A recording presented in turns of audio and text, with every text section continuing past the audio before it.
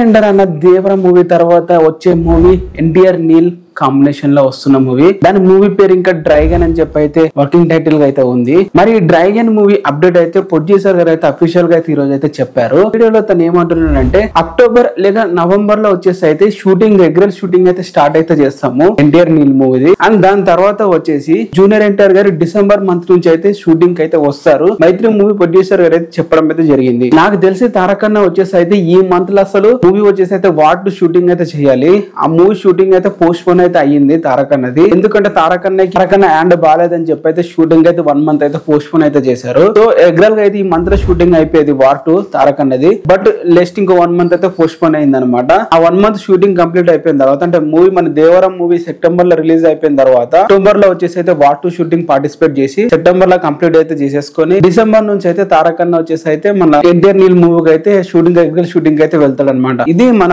మైత్రి movie producer గారి junior NTR గారిది next movie గురించి చెప్పిన అప్డేట్. మరి మీకు ఎలా అనిపించింది అప్డేట్ కింద కామెంట్ చేయండి. మరి ఎంతమంది ఎన్టీఆర్ నీల్ మూవీ గురించి ఎదురు చూస్తున్నారు? అంతకంటే ముందు మనం దేవర సెలబ్రేషన్ చేసుకుందాం. ఆ మూవీ వచ్చే కన్నా జస్ట్ అప్డేట్ వచ్చింది కాబట్టి చెప్తున్నాను. వీడియో మీకు నచ్చినైతే వీడియో లైక్ చేసి ఛానల్ అయితే సబ్స్క్రైబ్ అయితే చేసుకోండి.